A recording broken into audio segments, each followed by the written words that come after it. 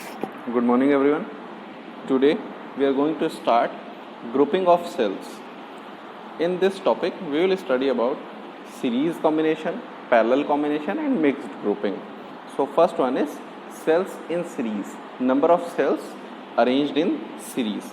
See, a single cell provides a feeble current. In order to get a higher current in a circuit, we often use a combination of cells, two or more cells. A combination of cells is called a battery. So in this we are going to study first how do we arrange cells in series. So see, when the negative, this one is negative, a smaller one, and this one is positive. When the negative terminal of one cell is connected to the positive terminal of the other cell and so on, then these combinations are said to be series combination or connected in series. So for the equivalent, here two cells are taken, first one having a EMF E1, second one having EMF E2. Here internal resistance of cell is R1, here internal resistance of cell is R2. So the combination of this can be written as the equivalent one cell having EMF. Here the current I have taken is I. So consider I current is flowing here also, but here it is, this cell is actually the combination of these two cells, and we can say this have equivalent EMF EEQ and equivalent internal resistance of these two series arrangement REQ. These are 2 point, actually में A और C यहाँ और यहाँ भी है. So E equivalent and R equivalent is actually the equivalent of these two. Equivalent of E1 and E2 is E equivalent. Equivalent of R1 and R2 is R equivalent. Alright. So the series combination in in previous classes, like series combination of resistances, we usually consider the current. Here the current I is flowing to cell 1 and cell 2 both. So current is same. We have to consider the potential differences between A, B and C. So for this, here we can write, let VA, VB and VC be the potentials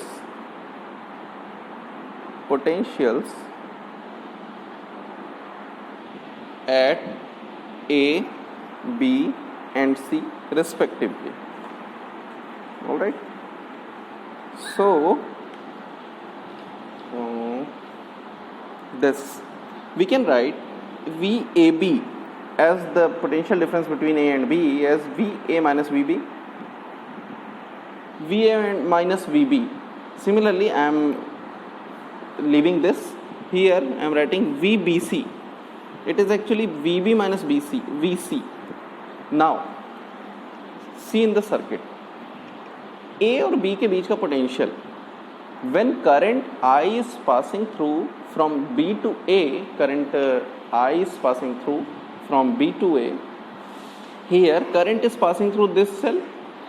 So this cell has internal resistance R1. So current will drop about this or across this R1. How much voltage drop? I into R1. तो E1 में से कितना कम हो जाएगा? I into R1 कम हो जाएगा और बचा वाला इसका पोटेंशियल डिफरेंस कहलाएगा, जो कि टर्मिनल पोटेंशियल डिफरेंस होगा. तो यहाँ आप इजीली देख सकते हैं VA माइनस VB सर्किट के अकॉर्डिंग. VA माइनस VB को हम लिख सकते हैं E1 VA माइनस VB के बीच में पोटेंशियल EMF है और उसमें से कितना ड्रॉप हो गया? I R1. इसी तरह यहाँ पे दूसरे वाले के लिए E2 I R2. तो these are two potential differences. Now we have to calculate the potential difference between A and C directly. Between A and C, the equivalent potential difference. So this will be VAC. So VAC is equals to VA minus VC, or we can say VA. यहाँ पे हमने क्या किया? VB को घटाया और VB को जोड़ दिया for our expression. So we can write VA minus VB plus VB minus VC. Here these two are we have already deduced, so we can write E1 minus IR1 plus E2 minus IR2. So this will be E1 plus E2 minus I common R1 plus R2. Here you can place this in separate brackets. This is our VAC or the potential difference between these two points. अब देखिए potential difference ए और सी के बीच का क्या कहलाता है, ई equivalent, है ना. ये ईएमएफ है और ये आर इक्विवेलेंट क्या है, ये रिजल्टेंट इंटरनल रेजिस्टेंस है. तो असल में फ्रॉम इक्विवेलेंट अरेंजमेंट VAC क्या होना चाहिए था, ई इक्विवेलेंट होना चाहिए था माइनस आई आर इक्विवेलेंट होना चाहिए था.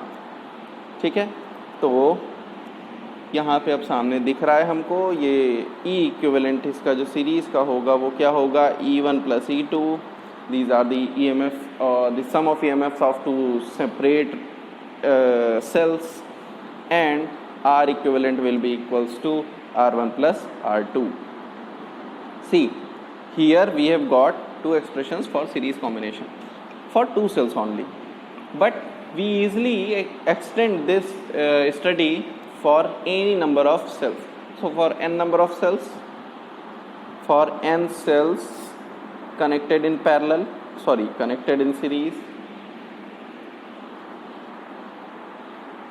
E equivalent will be equals to E1 plus E2 plus E3 and so on and so forth till En, and R equivalent equals to R1 plus R2 and so on and so forth till Rn.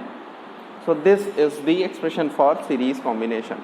Now next is parallel combination. Here one such arrangement is shown. Two cells having potentials EMF E1 and E2 and internal resistances R1 and R2 are connected in parallel. Here जैसा कि आपने resistance में देखा है, current passing through this here at point B2, here point B2 is this, point B1 is this. ठीक है, at point B2 current is distributed, I1 current इधर गई, I2 इधर, यानी I ही किस पार्ट में गई, I1 और I2 में. I1 करंट E1 से पास हुई, यानी I1 करंट वोल्टेज ड्रॉप किसके थ्रू देगी, R1 के थ्रू. I2 करंट E2 से पास हुई तो वोल्टेज ड्रॉप किसके थ्रू देगी, R2 के थ्रू. यहाँ R1 R2 क्या है, स्मॉल वाले, ये इंटरनल रेजिस्टेंसेज ऑफ सेल्स हैं. ठीक है, तो अब देखिए यहाँ पे क्या हो रहा है, ये दोबारा से I1 करंट I2 करंट आगे बढ़ेगी और I बना लेगी. अगर हम इसका इक्विवेलेंट एक शीमेटिक बनाना चाहें तो हम कह सकते हैं कि एक इक्विवेलेंट पोटेंशियल और इसका अपना रेजिस्टेंस. तो क्या कुछ खास अंतर आएगा, ये ऐसा लिख सकते हैं, ई इक्विवेलेंट हो गया जिसका रेजिस्टेंस कितना है, आर इक्विवेलेंट है. ठीक है, इसमें से कितनी करंट बह रही है, आई करंट बह रही है. ठीक है, तो ये इसका इक्विवेलेंट बन सकता है. Now mathematical expressions. Here current I is flowing and distributed to I1 and I2. So we can say this. Now as potential, very important thing, B1 और B2 के बीच में पोटेंशियल सेम होगा, दो कांस्टेंट पॉइंट्स हैं. तो इस cell के लिए भी पोटेंशियल जो होगा वो B1 B2 के पोटेंशियल के बीच के वाला पोटेंशियल होगा और इस सेल के लिए भी वही सेम पोटेंशियल रहेगा. So if VB1 and VB2 are potentials at B1 and B2, all right, and potential difference across terminals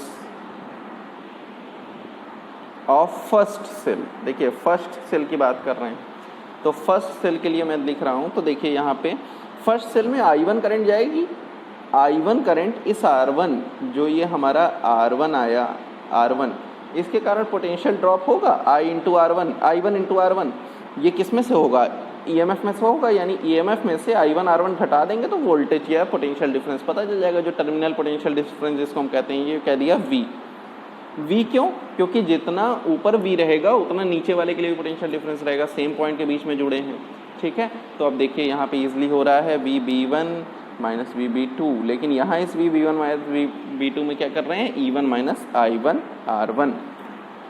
तो इसको लिख सकते हैं इक्वेशन, इसको छोड़ देना, हमको तो एक्चुअली में I1 I2 के फॉर्म में चाहिए, तो I1 I2 चाहिए, तो यहाँ से I1 निकालिए। तो V इक्वल्स टू क्या हो गया? E1 minus I1 R1। तो यहाँ से I1 इक्वल्स टू कितना हो गया? इसको इधर ले जाओ, V इधर ले आओ, तो E1 minus V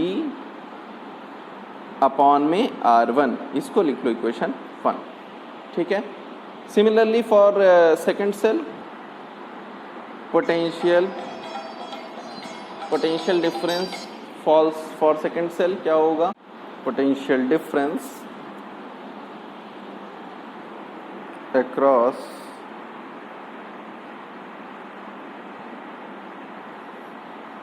across terminals of second cell, V is equals to again the same potential difference VB1 minus VB2, but here the cell is E2 and the potential drop is through I2 and this across R2, so I2 R2, so this will be I2 is equals to E2 minus V by R2, equation 2. So this is two currents. Now as I equals to I1 plus I2, so E1 minus V by R1 plus E2 minus V by R2, we can easily write it. Now solve it. We have to calculate in the form of, अगर आपने पीछे वाला expression देखा V equals to E minus IR के form में आया था, वो इसी फॉर्म में हमें इसको बनाना है। अब आप कैसे भी करिए इसको इस फॉर्म में बनाइए। ठीक है, तो इसके लिए ज़्यादा बेटर होगा V वाले टर्म एक साइड, I वाला जो टर्म हो जाए वो एक साइड। देखो इसको करने के लिए क्या करें, E1 बाई R1 कर लें प्लस E2 बाई R2 कर लें। देखिए E1 by R1 E2 by R2 अलग कर लिया, और माइनस में ये वाला देखिए अलग कर रहे हैं, माइनस V बाई R1 ये पहले वाले टर्म से आया है, माइनस V बाई R2 ये दूसरे वाले टर्म से आया है। ठीक है, अब देखिए इसको E वाले को एक साथ लिख लीजिए, तो ये हो जाएगा R1 इंटू R2, ये हो जाएगा E1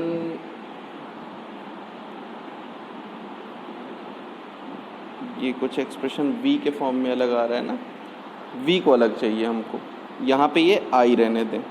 ठीक है, इसको अगले पेज पे कर लेते हैं। E1 by R1 E2 by R2 V by R1 V by R2।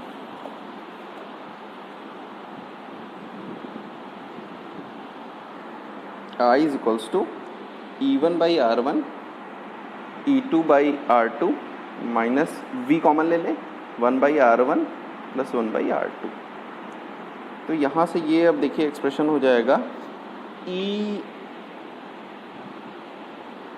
ये जो पूरा टर्म है यहाँ पे हमें I के साथ मल्टीप्लिकेशन रखना है, V को अलग रखना है, यानी V को इधर ले लें I को इधर ले लें, तो हो जाएगा V 1 by R1 plus 1 by R2 is equals to E1 by R1 plus E2 by R2 minus I। अब देखिए अब ये बनने लग गया, एलसीएम ले लो R1 R2, ये बनेगा E1 R2, ये बनेगा E2 R1 और ये बनेगा माइनस R1 R2। कुछ गड़बड़ है क्या? माइनस R1 R2 ठीक है, ये हो गया। अब उसके बाद देखिए ये वाला अलग सॉल्व कर लीजिए, तो ये बन जाएगा R1 R2 R1 plus R2, इधर वाला सॉल्व हो गया। अब यहाँ केवल V छोड़िए, बाकी सारे टर्म को इधर ले लीजिए, तो ये हो गया E1 R2 plus E2 R1 मैं इस R1 R2 को डिवाइड कर दे रहा हूँ, R1 R2 अलग माइनस I, जब ये करेंगे तो ये वाला R1 R2 और R1 R2 ये अलग हो जाएगा, ये दोनों तो खैर अलग हट गया। ये वाला जो टर्म है ये पूरा देखिए, यहाँ पे इस पूरे टर्म को हम अलग रख लेते हैं, ये ऐसा ही है, मल्टीप्लाइड बाई इसको इधर ले जाएंगे तो ये होगा R1 R2 upon R1 plus R2, इधर मल्टीप्लाई होगा, इधर वाला इधर।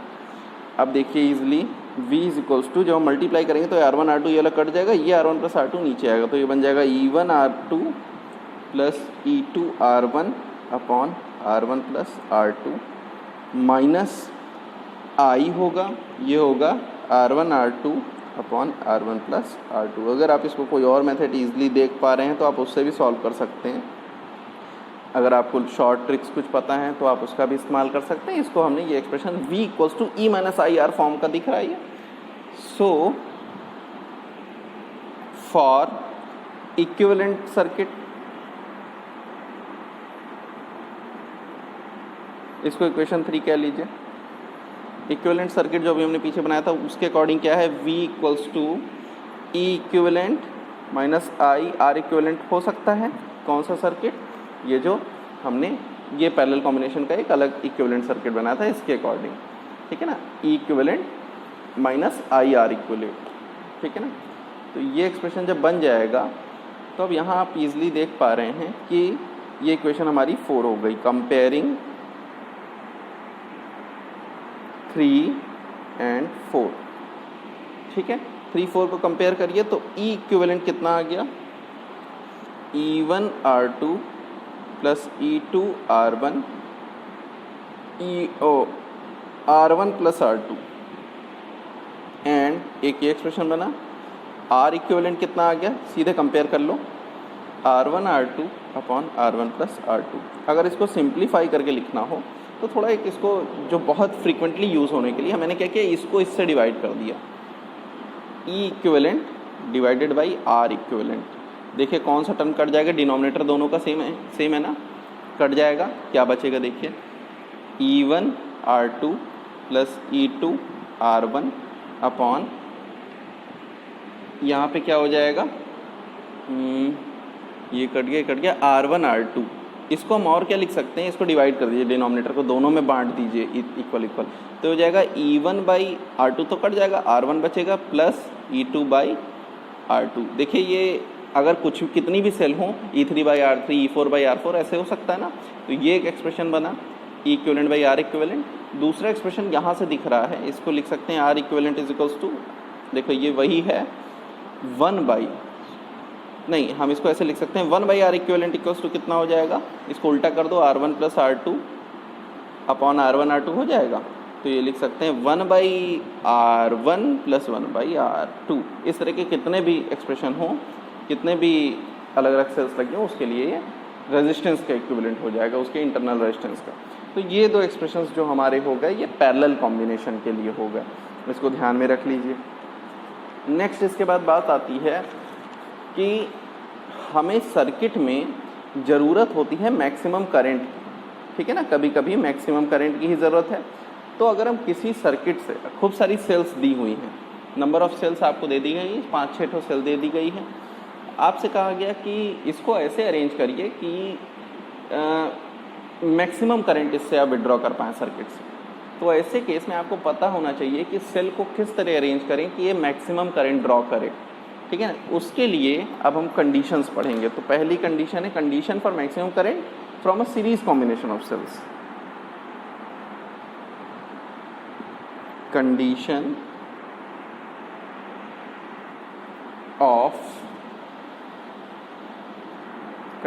for maximum current for a series combination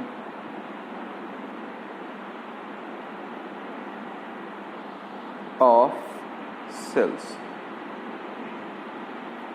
केवल इसमें आपको समझना है, कुछ भी बहुत टफ एक्सप्रेशन नहीं है। मान लीजिए n नंबर ऑफ सेल्स, खूब सारे सेल्स लगे हुए हैं जिनकी संख्या n है। n सेल्स,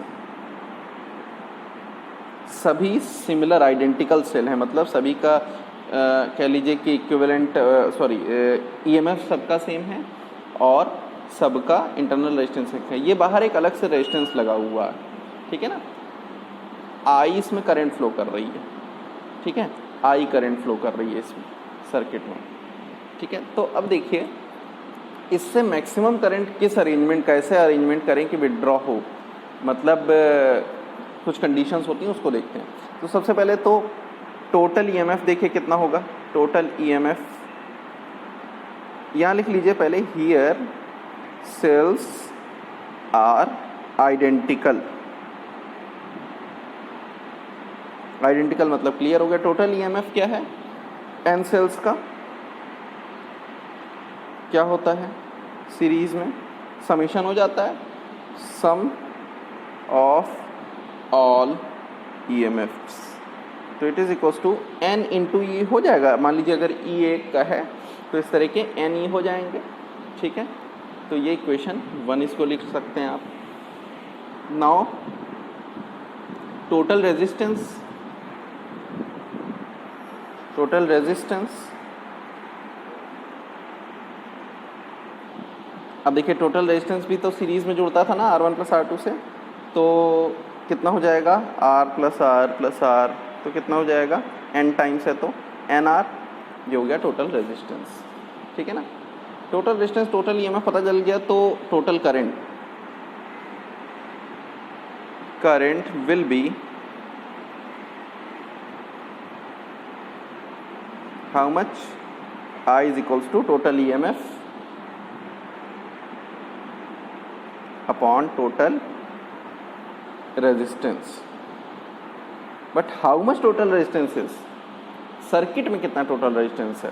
देखिए सेल का तो एन आर हो गया, एन इंटू स्मॉल आर, लेकिन बाहर भी तो एक लगा है ना, तो ये रेजिस्टेंस, और ईएमएफ टोटल कितना है N E. So this is our current, alright. So ये हमारी करंट है। अब इसके कुछ स्पेशल केसेस हैं। मान लीजिए बाहर वाला केस फर्स्ट, ये जो बाहर वाला रेजिस्टेंस लगा हुआ है आर, ये मान लीजिए ये सारे सेल्स के, ये जो इंटरनल रेजिस्टेंस की सेल्स हैं इससे बहुत ज़्यादा है, मतलब इनके सम से भी बहुत ज़्यादा बड़ा। देन आई इक्वल्स टू कितना हो जाएगा, देखो एन आर बहुत छोटा हो गया, आर बहुत बड़ा, तो एन आर को नेग्लिजिबली स्मॉल है तो छोड़ सकते हैं। So we can write n E by capital R. So it is actually the n times of E by R. E by R क्या है, n times of current that can be drawn from one cell। एक cell में जितनी current आती है उसका n गुना ये current आती है अगर R बहुत बड़ा हो, यानी बाहर वाला एक्सटर्नल रेजिस्टेंस बहुत बड़ा हो। तो केस 2, मान लीजिए बहुत छोटा है R, ठीक है, तो I is equals to n E हो जाएगी, और R को इस बार छोड़ना पड़ेगा, इस वाले फॉर्मूले में R को छोड़ना पड़ेगा, तो ये हो जाएगा n R. So it is very small, तो एन आर ये ई बाई आर बन गया। So it is current by a single cell only, इतना सिंगल सेल से करंट आएगी। तो अब ये बताइए करंट किस में ज़्यादा मिल रही है, ऊपर वाले में। इसका मतलब जब R यानी एक्सटर्नल रेजिस्टेंस बहुत ज़्यादा हो इंटरनल रेजिस्टेंसेस के सेल्स के सम से, यहाँ लिख लेते हैं, when external resistance is much higher than the total internal resistance, the cells कैसे जोड़नी चाहिए, शुड बी, कैसे जोड़ा, connected in series.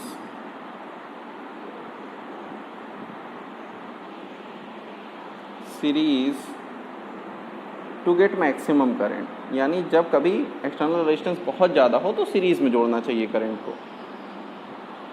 Maximum current, very important. Alright, तो इसमें हमने क्या देखा कि सीरीज़ कॉम्बिनेशन जब भी होगा तो उसमें सभी, और ये आइडेंटिकल सेल्स का केस है, अलग अलग सेल्स भी हो सकती हैं, तब भी आप ऐसे ही जोड़ेंगे इक्विवेलेंट। और यहाँ पे जो जब भी हमको जोड़ना होगा ऐसे केस में तो क्या करना चाहिए, इंटरनल रेजिस्टेंस, सभी के इंटरनल रेजिस्टेंसेस को जोड़ दिया, सभी के पोटेंशियल को जोड़ दिया। उसके बाद हमने जब टोटल करंट निकाली तो यहाँ पे चेक किया कि R बहुत बड़ा है कि बहुत छोटा है, एक्सटर्नल रेजिस्टेंस। अगर R बहुत बड़ा हो तो ऐसे केस में हमेशा सीरीज़ रेजिस्टेंस में, सीरीज़ कॉम्बिनेशन में सेल्स को जोड़ना चाहिए। हम अगले लेक्चर में देखेंगे कि जब हम पैरेलल कॉम्बिनेशन में जोड़ते हैं तो क्या होता है और एक्सप्रेशंस कैसे आते हैं और किस केस में पैरेलल कॉम्बिनेशन में जोड़ना चाहिए। Thank you.